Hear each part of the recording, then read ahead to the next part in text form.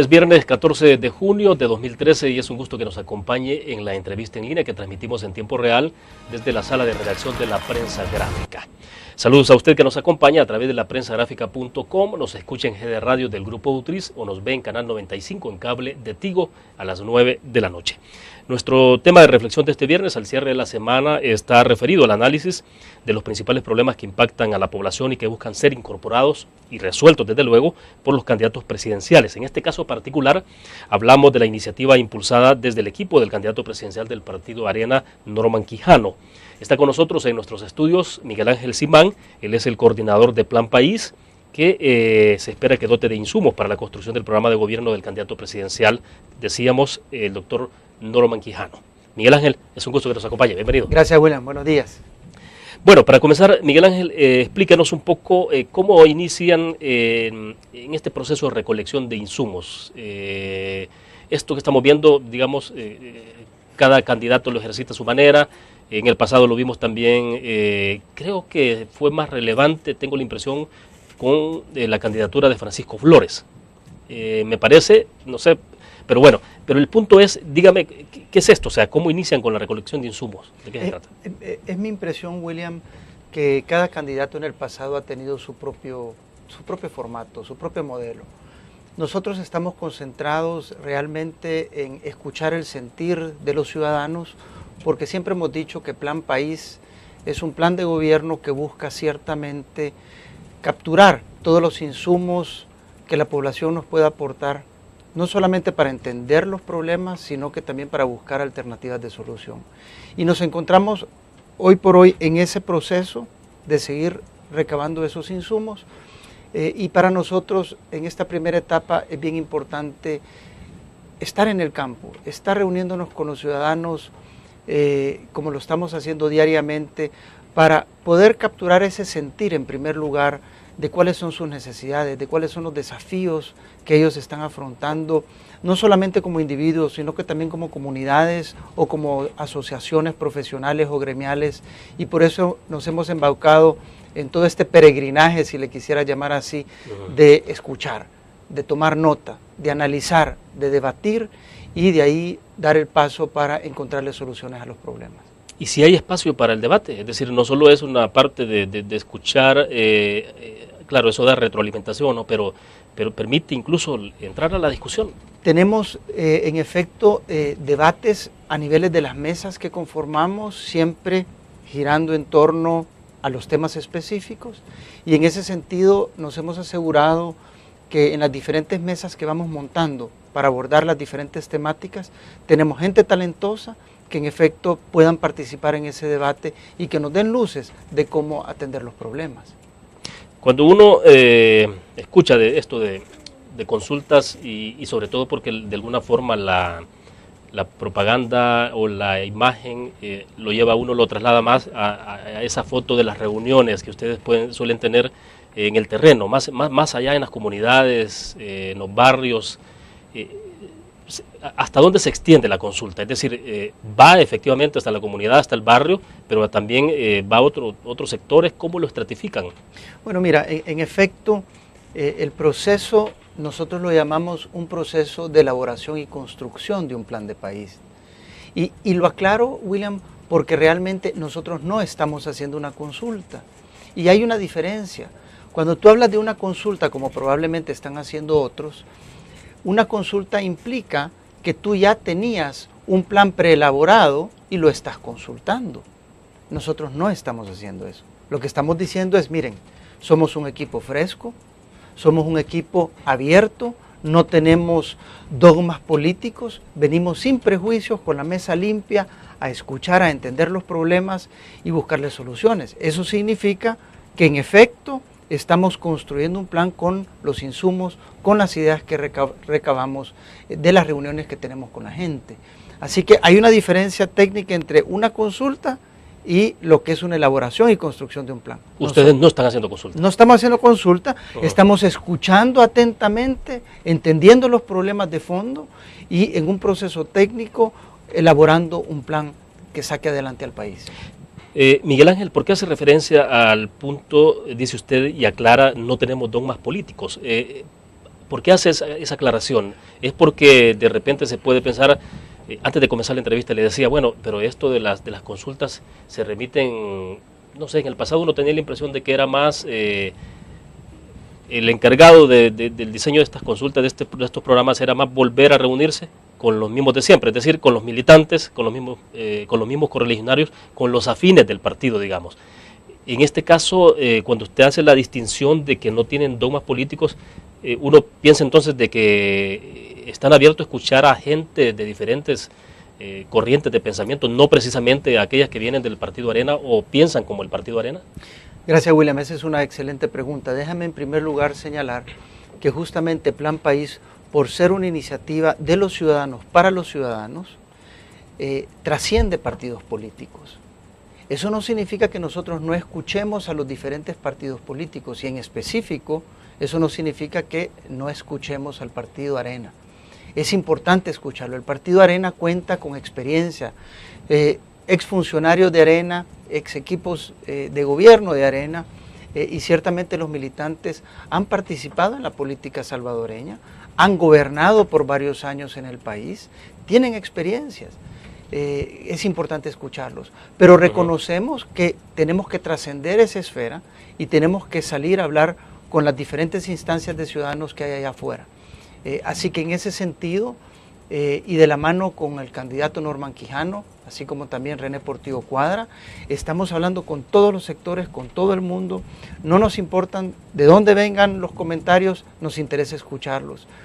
No en todo necesariamente vas a estar de acuerdo, pero es importante escuchar y eso es lo que estamos haciendo. Por lo tanto, aclaro, Plan País no es un plan de partido, es un plan de los ciudadanos, pero que incorpora ciertamente los insumos del Partido Arena porque hay que reconocerlos. Y al mismo tiempo incorpora insumos que nos hacen llegar las asociaciones de profesionales, como te mencionaba, los gremios, los diferentes sectores, estamos hablando con centros de pensamiento, con academia, en fin, estamos hablando con todo, incluso hasta recibimos comentarios a través de nuestra plataforma informática miplanpaís.com. Interesante, vamos a hacer la primera pausa comercial. Cuando regresemos, explíquenme ustedes si no esperan entonces que lo que ustedes puedan recoger, lo que puedan absorber de lo que opina la población, del sentimiento de la población, tenga que sonar bonito a los oídos del candidato presidencial. Es decir, que al doctor Norman Quijano ustedes van a llegar con todo un paquete de propuestas o ambientes del sentimiento, sobre todo aquellas cosas que ahí le pueden sentir cómodo. Es decir, ¿con qué nivel de sinceridad se va a abordar esto? Vamos a la pausa comercial y volvemos.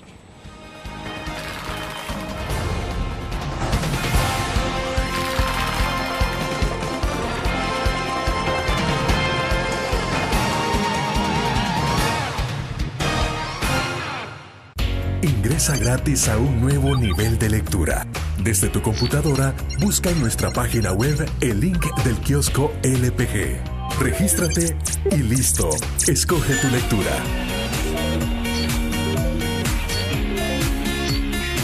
En tu tablet, iPhone o Android, ingresa a App Store o Google Play. Busca kiosco LPG. Descarga la aplicación y disfruta de todas nuestras publicaciones digitales.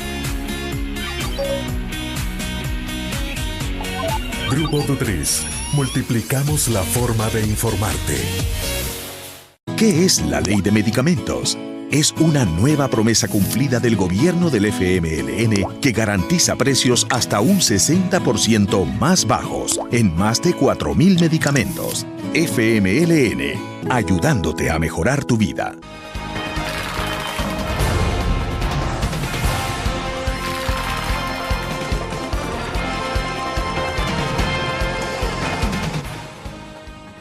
Este viernes se está compartiendo con nosotros en nuestros estudios desde la sala de redacción de la prensa gráfica Miguel Ángel Simán, él es coordinador de Plan País, que desde luego está recogiendo insumos para la construcción del programa de gobierno posteriormente del candidato presidencial del Partido Arena, Norman Quijano. Miguel Ángel, le decía entonces el segmento pasado un poco cuál es el nivel de sinceridad de todo lo que van a recoger ustedes. No esperan escuchar de la gente solo las cosas bonitas. Ya me aclaró que no se van a reunir solo con los afines, que esto va más allá, que se está dejando a un lado la parte de los dogmas políticos. Pero bueno, ¿Cómo piensan entonces lo que están recogiendo, cómo se lo van a trasladar al candidato y cómo se va a traducir en el programa de gobierno? William, hay dos niveles de sinceridad aquí. Un primer nivel de sinceridad tiene que ver con la sinceridad de las audiencias con las que nos reunimos y su valentía para decirnos las cosas. Eso es un primer punto bien importante, porque si tú recoges malos insumos, vas a tener malas soluciones. Y el otro es el nivel de sinceridad en cuanto al equipo, hablando con los candidatos y con el equipo de campaña. Y la oferta política que el candidato hace al electorado. Entonces, déjame referirme primero a lo primero. Perfecto. En cuanto a la sinceridad, para nosotros asegurarnos que estamos capturando buenos insumos, buena información, créeme que incluso caemos de sorpresa a los lugares donde vamos. Por ejemplo, ayer estuvimos en Caluco, caímos de sorpresa a visitar la escuela de Caluco. Queríamos ver qué estaba pasando en la escuela. De igual manera, estábamos en Caluco, sorpresivamente caímos a la unidad de salud de Caluco, queríamos ver qué estaba pasando en esa unidad. Y ahí ciertamente hablamos con la gente, con los directores, con el personal que trabaja en estas instancias y conversamos abiertamente de lo que está pasando. Y lo hacemos generalmente en un formato privado para que la gente sienta la confianza de poder expresarse. ¿Y si la gente se abre lo suficiente para decir dónde está apretando la Algunos con zapato? un poco de temor, pero en la medida de que tú vas rompiendo el hielo y vas demostrando que en efecto estamos interesados en resolver los problemas, la gente se va abriendo. También quiero que sepas que nos reunimos con las comunidades y ya en un formato más privado ellos empiezan a comentar de las dificultades que están pasando y se van quitando el miedo. Yo creo que eso es importante, que los salvadoreños nos quitemos el miedo de expresar lo que estamos pasando y hacerlo con el mayor respeto, desde luego. Así que en ese sentido estamos cuidando asegurar la objetividad del proceso en cuanto a la captura de información. Desde luego, a la hora de debatir entre nosotros, tenemos que fomentar un debate en el cual la gente se sienta en confianza de discutir, sin personalismos, sino que en efecto para buscar técnicamente soluciones a los problemas. Y luego está la parte en donde tú tenés que sentarte con los candidatos y dialogar sobre los diferentes temas. Y ciertamente lo que hemos encontrado, mucha apertura de parte del doctor Quijano, de parte del doctor René Portillo Cuadra, por entender los problemas de fondo y por entender las posibles soluciones que tengan estos problemas.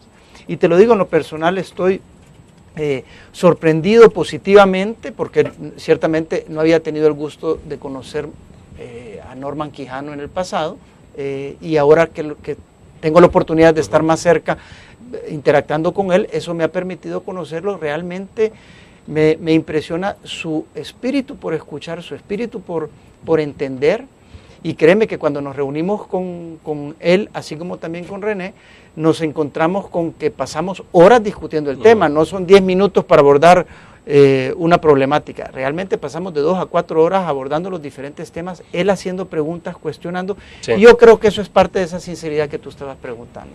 Igual le decía antes de comenzar la entrevista, por ejemplo, hasta dónde piensan llegar ustedes con esta consulta, es decir, cómo hacer para que esto trascienda a una consulta y que digamos veamos al equipo, lo vemos a ustedes únicamente hasta donde dura la campaña electoral, hasta donde dura la elección el 2 de febrero y luego después de eso, digamos, gana Norman Quijano o lo que pase y luego no lo vemos, pero si gana Norman Quijano, digamos, entonces obviamente que lo veremos tomando posesión el 1 de junio, pero de ahí para allá, ¿qué pasa? O sea, ¿cómo se va a hacer para que trascienda esto, para que los ciudadanos en algún momento no se sientan burlados, no se sientan timados? Y como a veces hay reclamos, usted los escuchará, de la gente que dice, bueno, para la campaña todo el mundo viene, nos consultan, pero después no se asoman. ¿Piensan ustedes darle algo distinto a esto? Mira, en efecto, estamos siendo cuidadosos de no parecer que estamos vendiendo mangos por todos lados. Ciertamente lo que estamos buscando es hacer un plan objetivo, técnico, y yo creo que eso es lo que nos distingue. Estamos conformando mesas técnicas de trabajo, estamos haciendo un trabajo realmente serio, riguroso en el análisis y en su debate, y déjame decirte que en ese sentido nos sentimos muy tranquilos por ese sentido de responsabilidad con el que está trabajando todo el equipo de Plan País. Estamos capturando, como te digo, los insumos, analizándolos con profundidad, y lo que sí te puedo asegurar es que nosotros vamos a preparar un plan de ruta que realmente facilite sacar adelante a este país, que facilite el desarrollo económico y social del de todos los salvadoreños en todo el territorio, porque estamos claros que los problemas son desafiantes, pero tenemos fe que tenemos buenas soluciones. Ahora, mira, estamos en un periodo electoral, es un periodo de campaña, nosotros estamos siendo muy cuidadosos de que nuestro trabajo no se vea como una campaña publicitaria, sino que como un trabajo técnico que nosotros se lo entregamos al candidato Norman Quijano y a René Portillo Cuadra, y ciertamente ellos tienen que saber cómo articular sus propuestas a la población dentro de este contexto de campaña. De acuerdo, haremos otra pausa comercial. Cuando regresemos, explíqueme un poco bueno, usted estuvo en FUSADES en el pasado, conoce también la parte técnica, conoce de estudios que se han elaborado en el país, de diagnósticos, hay muchos diagnósticos, cientos de diagnósticos, las diferentes áreas de lo que está pasando en el país, de la situación crítica en la economía, en la seguridad. Le dejo plantear el interrogante, no llega usted, digamos, con una actitud predispuesta ya, porque maneja toda esa información ante la gente, tampoco se pretende orientar a la gente, sino cómo se maneja esa relación. Vamos a una pausa comercial y volvemos.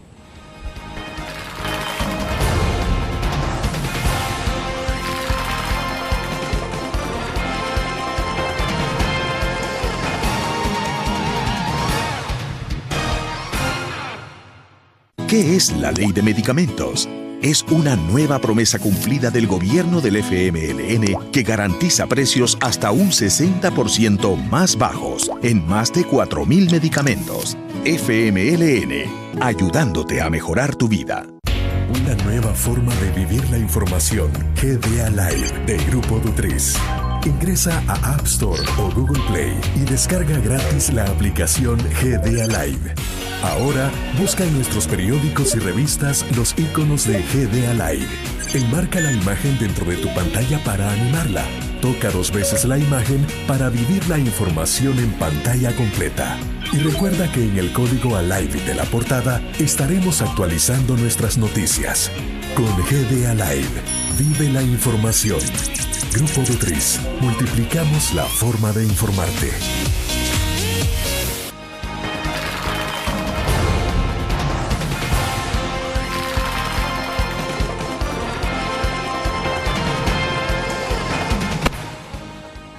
Miguel Ángel, le dejaba plantear la interrogante en el segmento pasado entonces sobre esto de los diagnósticos. Hay infinidad de diagnósticos en materia económica, social, política, a todos los niveles. Y uno se puede preguntar, digo una pregunta quizás básica o natural y es, bueno, pero si en el país hay suficiente diagnóstico de instituciones tan respetables, de FUSADES desde luego, ¿cuál es la importancia de una consulta? O sea, ¿por qué una consulta? ¿Cómo se justifica en medio de esto?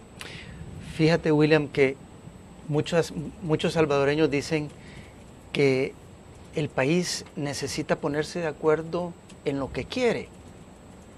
Como que si los salvadoreños no supiéramos qué es lo que queremos. Y fíjate que este trabajo de coordinar un proceso para la elaboración de un plan me ha dado gratas sorpresas.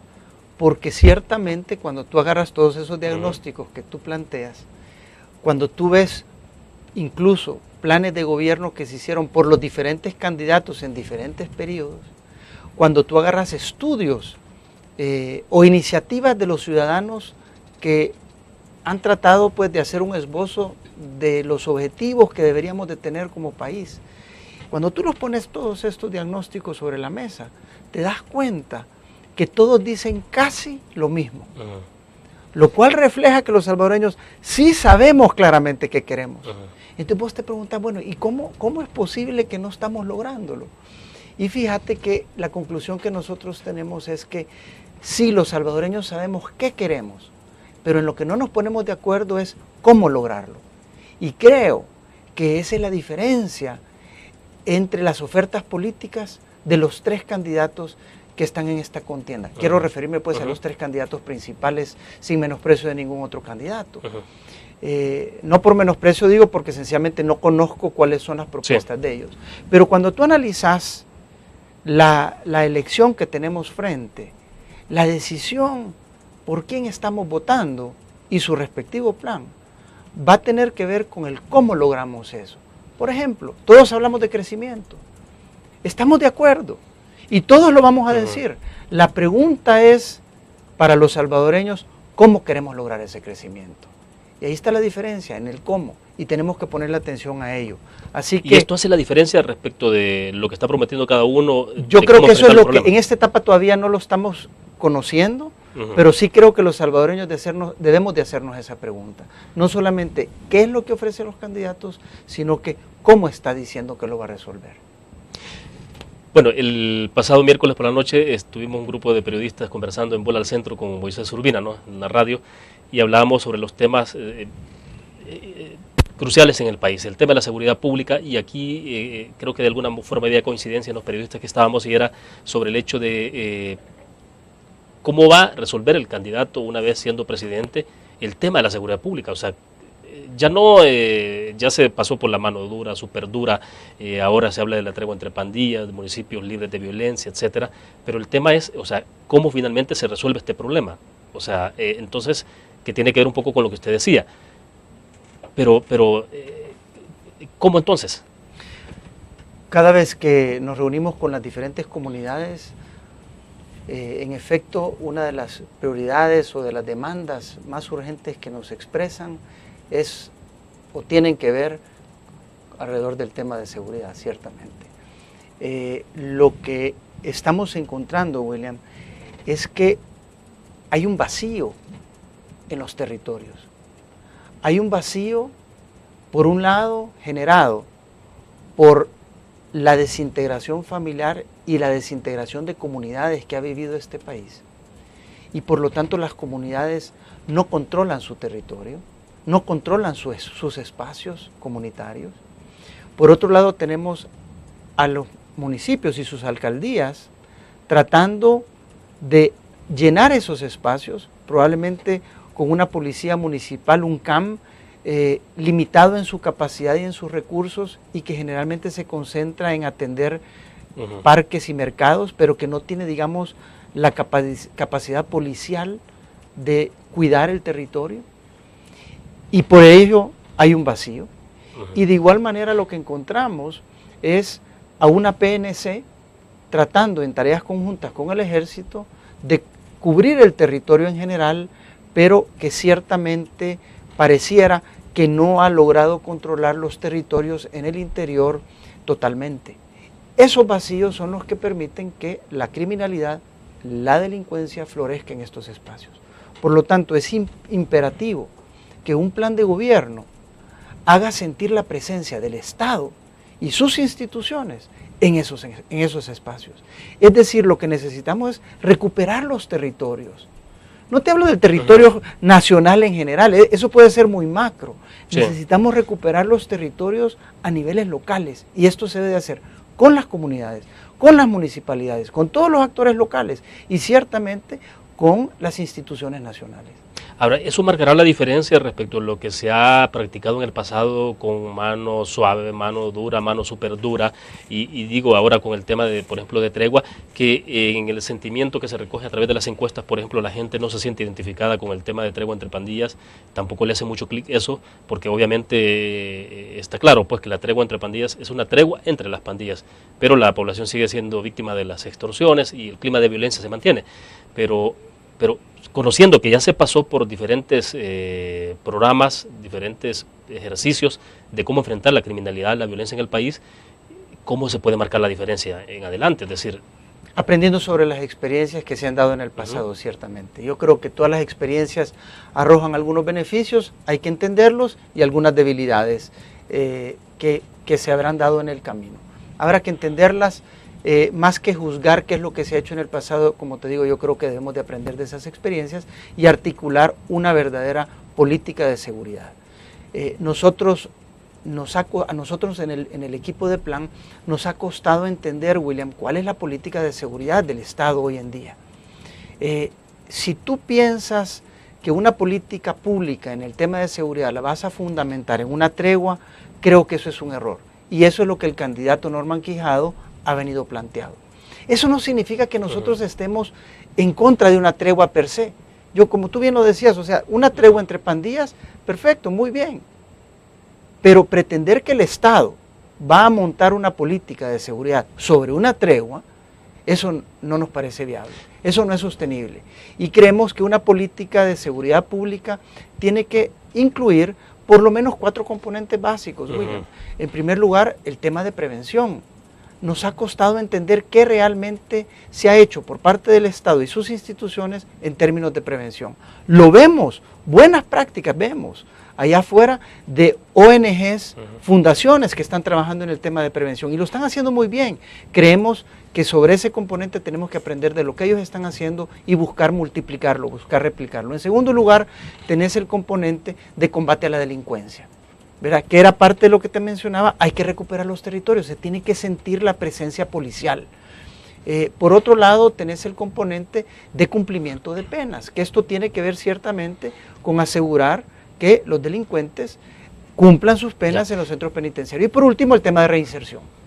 Ahora, ¿será que entonces que si Norman Quijano gana la presidencia a partir de junio del próximo año, veremos un giro en la manera en cómo, y ahora me referiré al Partido Arena porque gobernó 20 años en el pasado, a cómo abordar el tema de seguridad pública? ¿Habrá entonces un planteamiento distinto? Digo, porque en el pasado, y me imagino que la gente se los preguntará a ustedes, hubo mucho privilegio a la parte represiva más que a la parte preventiva. ¿Habrá un cambio de enfoque ahora y será muy perceptible que la gente lo pueda entender esto? Luego entrará todo aquello, me imagino, de cuáles son las instituciones que hay que potenciar en este país, que tiene que ver, por ejemplo, con el caso de la Fiscalía General. Pero vuelvo al punto, o sea, ¿vamos a ver un giro entonces en el trato sobre el tema de seguridad pública? William, eso es lo que la población está demandando, que haya en efecto un giro, porque algo no está funcionando hoy en día. Las estadísticas lo están demostrando. ¿Qué es lo que nosotros esperamos? Que ese giro se logre con mayor coordinación y que ese giro termine en mejor efectividad en el combate a la delincuencia. Ciertamente lo que vamos a encontrar son giros positivos que de alguna manera den los frutos que esperamos, porque William, ¿cómo te explicas tú que hoy en día se están invirtiendo o gastando muchos más recursos que en el pasado, pero la ola del crimen y la violencia sigue en niveles inaceptables para este país? De acuerdo, vamos a quedarnos en el punto, hacemos otra pequeña pausa comercial, volvemos.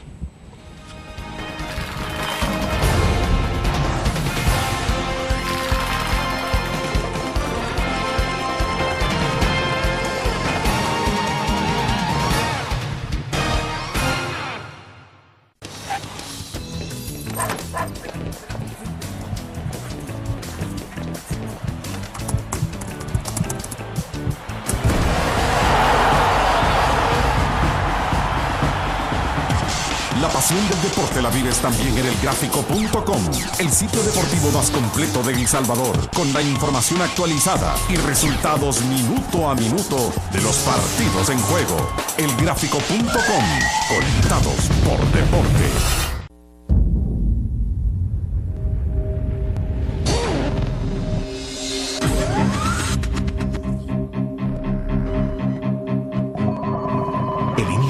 Estrategia financiera desde los negocios y la actividad económica hacia toda Centroamérica. El Economista Regional, una revista especializada donde encuentras el panorama empresarial y los principales movimientos financieros. El Economista, el modelo regional de información económica.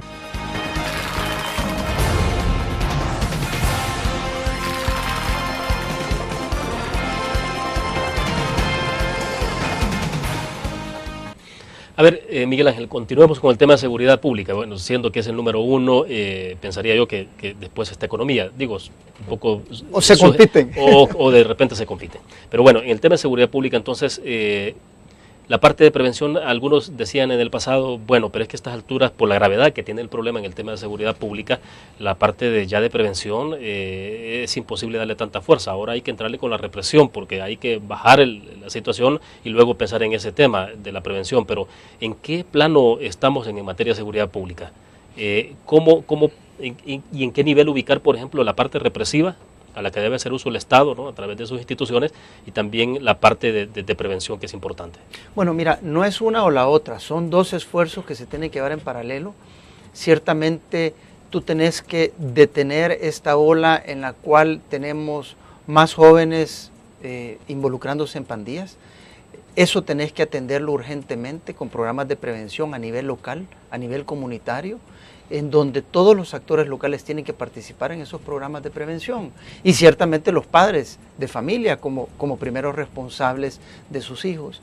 Y por otro lado, ciertamente llevar en paralelo este combate a la delincuencia, como te mencionaba antes, teniendo la presencia en el campo, ¿verdad? En donde la gente sienta que en efecto hay un nivel de autoridad que de alguna manera tiene esa presencia y que inspire esa confianza que los ciudadanos están demandando. Y por ejemplo, cuando se han reunido con la gente y tocan el tema de seguridad pública, ¿en qué coincide la población con la que ustedes se han reunido cuando abordan el tema de seguridad pública?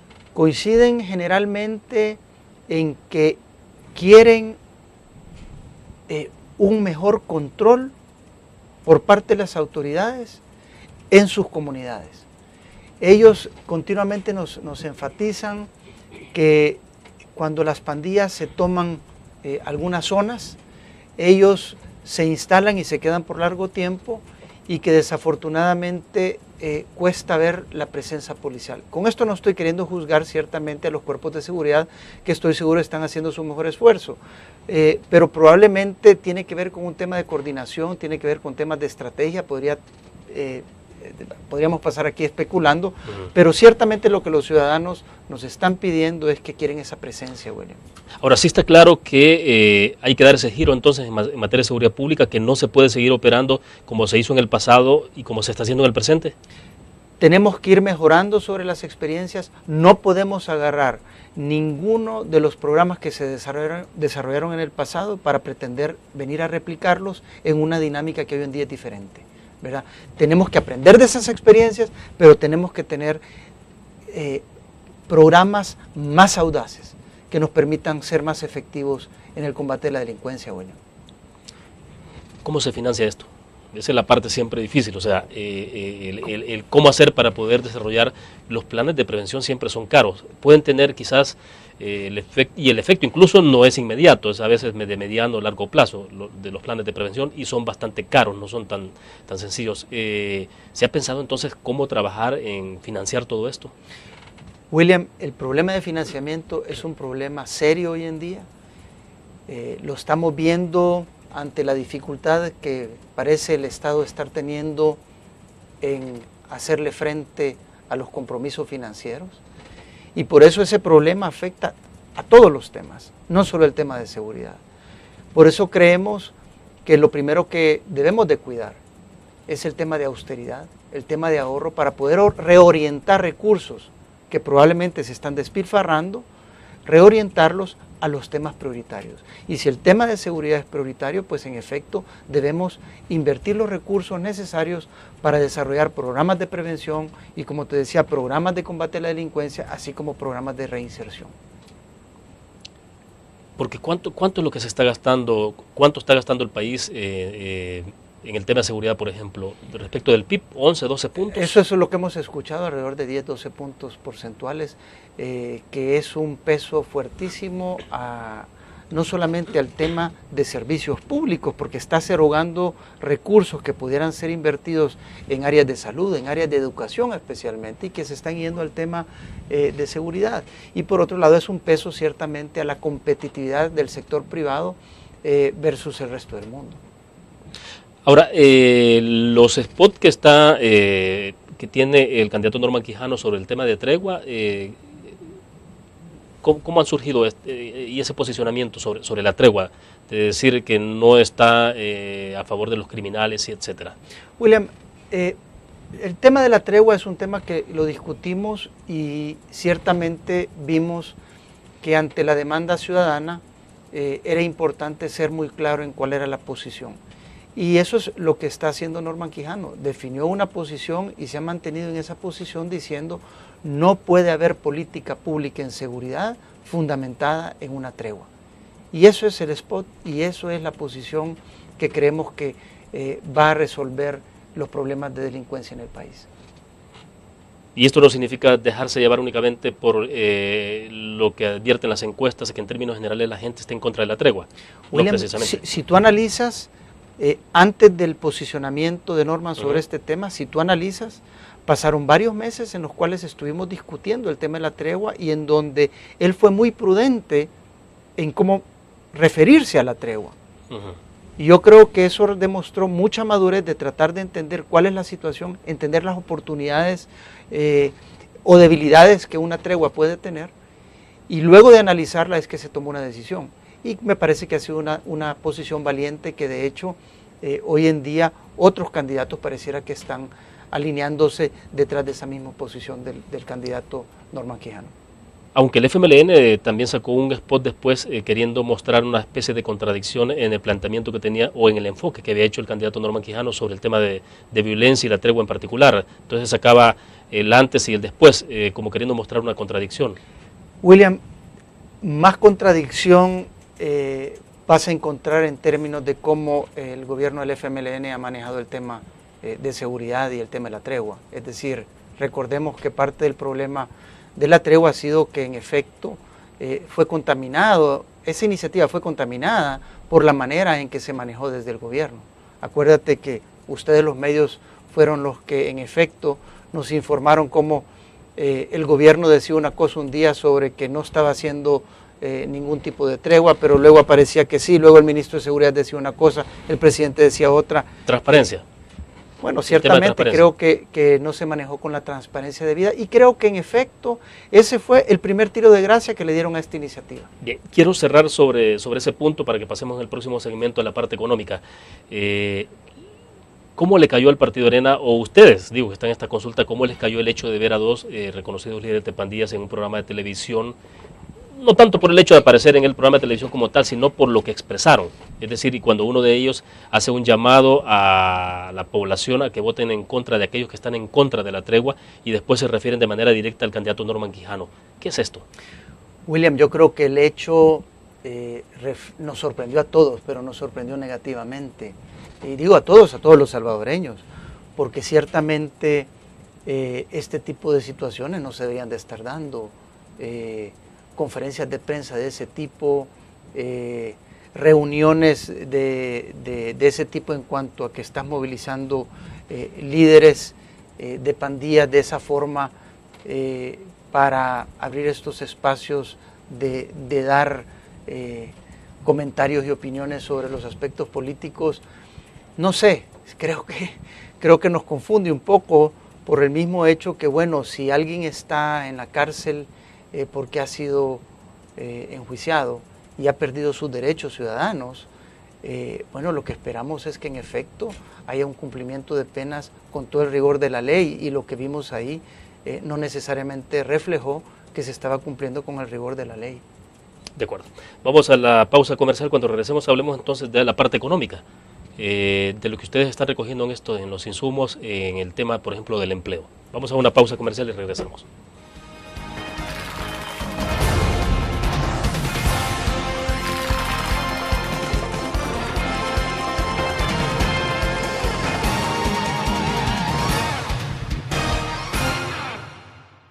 Un graficionado no olvida la historia, y aunque perdió una y otra vez, no perdió el orgullo. El graficionado se levantó entonando su grito de batalla, respirando gritos de gol y celebrando las épicas victorias. Un graficionado cree en la magia de la camiseta y mantiene viva la ola de fe, porque el graficionado sueña con volver a un mundial. El gráfico lo hacemos por deporte. Cada momento, donde quiera que estés, te damos el mejor contenido en diferentes plataformas para que tú escojas el medio para informarte. Y ahora con Grupo Dutriza Live, la nueva aplicación digital. Vive la información como una nueva experiencia. Multiplicamos la forma de informarte. Grupo Dutriz.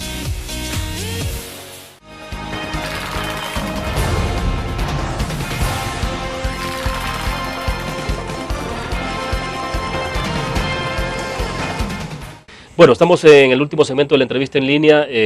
Miguel Ángel, hablemos de la parte entonces de la economía, de la parte del empleo. ¿Qué es lo que más anhela la población de acuerdo a lo que ustedes están percibiendo? ¿Es tener una oportunidad de trabajo, Pregunto que les den paquetes agrícolas, paquetes escolares. ¿Qué es lo que más anhela la población? Mira, no tiene nada que ver con paquetes agrícolas o paquetes escolares. Realmente lo que la gente añora es un trabajo digno, un trabajo que les permita sacar adelante sus familias.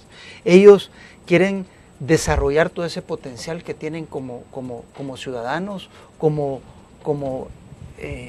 personas con capacidades, jóvenes que han venido estudiando, se han graduado y que salen al mundo con el afán de encontrar un trabajo digno y que se están viendo frustrados ante esa ausencia de oportunidades. Es un tema bien serio, porque no solo por los temas de crecimiento de país, sino que porque ya toca la fibra de las familias, porque estás en una situación de pobreza, estás tratando de sacar a tu familia adelante y que en efecto el no encontrar oportunidades para sacar adelante a tu familia, eso te empieza a generar un sentido de frustración y de depresión bien delicado, William. Nosotros estamos convencidos que el problema se está agravando en la medida que todos los años tenés más de 40.000 jóvenes incorporándose a la fuerza laboral y que ciertamente no encuentran trabajo. Esos 40.000 jóvenes no están encontrando la oportunidad. No están encontrando oportunidades y tampoco están encontrando facilidades. Aquellos que son bien empresariales y que quisieran poder desarrollar alguna iniciativa empresarial, tampoco están lográndolo porque se ha vuelto complicado hacer negocios en este país. Entonces, ante este problema, ¿qué es lo que nosotros estamos viendo? Estamos viendo, bueno, muy fácil. Si tú quieres generar oportunidades de trabajo para los salvadoreños, tiene que haber inversión. Inversión pública e inversión privada especialmente. Esa inversión es la que te abre puestos de trabajo. Ahora, en un país donde el gobierno sigue peleándose con los sectores productivos, eso no va a inspirar ninguna confianza para que hayan las inversiones que generan esas oportunidades de trabajo. Y por otro lado, en un país donde tenemos una situación fiscal tan delicada, en donde el Estado ya no cuenta con recursos para inversión en proyectos de infraestructura y que más bien son recursos que se están gastando en más gastos, eso ciertamente le pone un freno a las posibilidades que generemos más oportunidades de trabajo, no solamente para los jóvenes, sino que para los salvadoreños en general. Si Norman Quijano gana la elección presidencial, ¿le tocará administrar una crisis económica? Pregunto. Yo creo que estamos en una crisis económica. Cuando tú tienes un bajo crecimiento que no llega ni al 1% hoy en día, cuando tú tienes un déficit fiscal que creemos ya sobrepasa el 4%, cuando tú ves que tenemos ya un nivel de endeudamiento del 61% sobre PIB, cuando tú ves que las pensiones cada vez es un tema que se está agravando más y que le aporta inestabilidad fiscal al país, ciertamente creo que estamos ya en una crisis. Cuando tú estás viendo que los medios nos están informando sobre la situación que están viviendo muchas pequeñas y medianas empresas en cuanto a que han sido proveedores de servicios o productos al Estado y que el Estado no está logrando pagar las facturas y que por lo tanto muchas de estas empresas se están quebrando, yo creo que estás en una situación bien delicada y de crisis.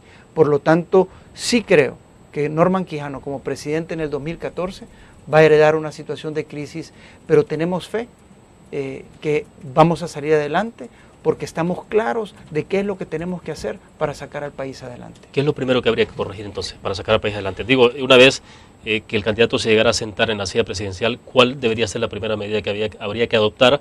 Digo, para mandar las primeras señales claras, porque si uno se pregunta en la parte de ingresos fiscales, el problema es que hay de ingresos para que el Estado pueda responder a la demanda social.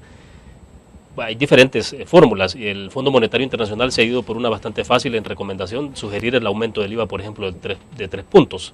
Pero entonces, ¿cómo hacer para mejorar esto de entrada? Bueno, William, estás abordando dos temas. Un tema tiene que ver con cómo logras estabilidad fiscal, otra cosa es cómo logras crecimiento económico. Déjame referirme a lo primero. El crecimiento económico es bien sencillo, William. No hay fórmulas complicadas. Lo primero es, el candidato Norman Quijano ya lo está haciendo, y es que como presidente él está mandando un mensaje, o va a mandar un mensaje de confianza.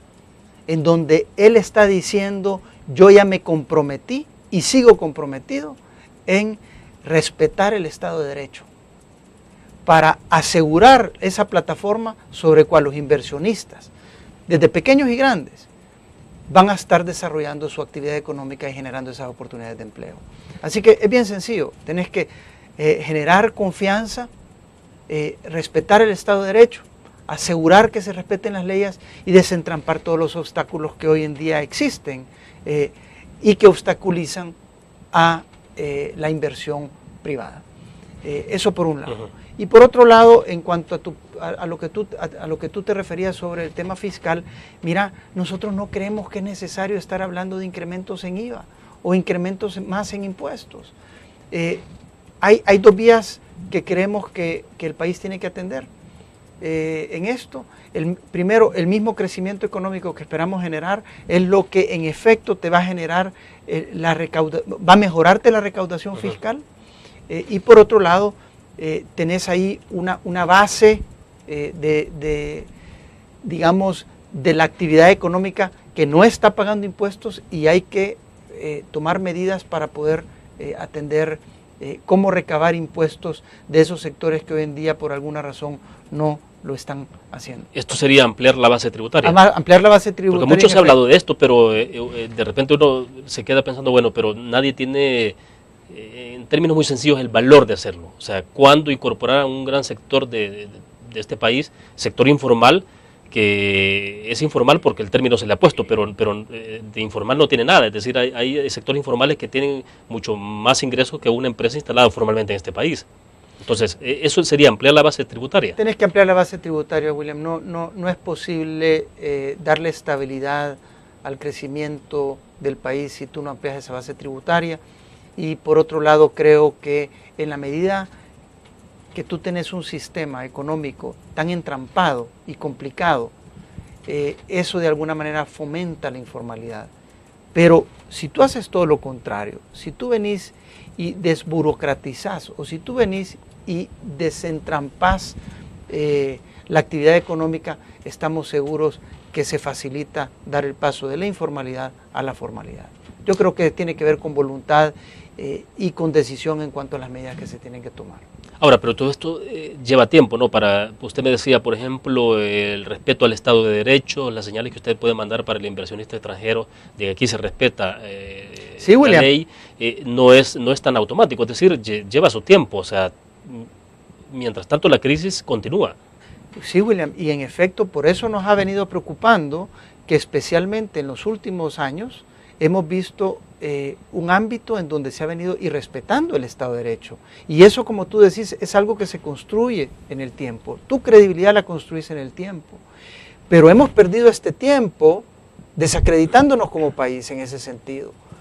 Por eso mismo, en el mes de abril, el candidato Norman Quijano y René Portillo Cuadra, conscientes de esta situación, no han esperado hasta el próximo año para mandar los mensajes correctos. Al contrario, lo hicieron en ese momento, en abril de este año, cuando firmaron un acuerdo, un compromiso, no solamente hacia con la transparencia, sino que firmaron un compromiso de respeto al Estado de Derecho, un compromiso por fortalecer la institucionalidad de este país.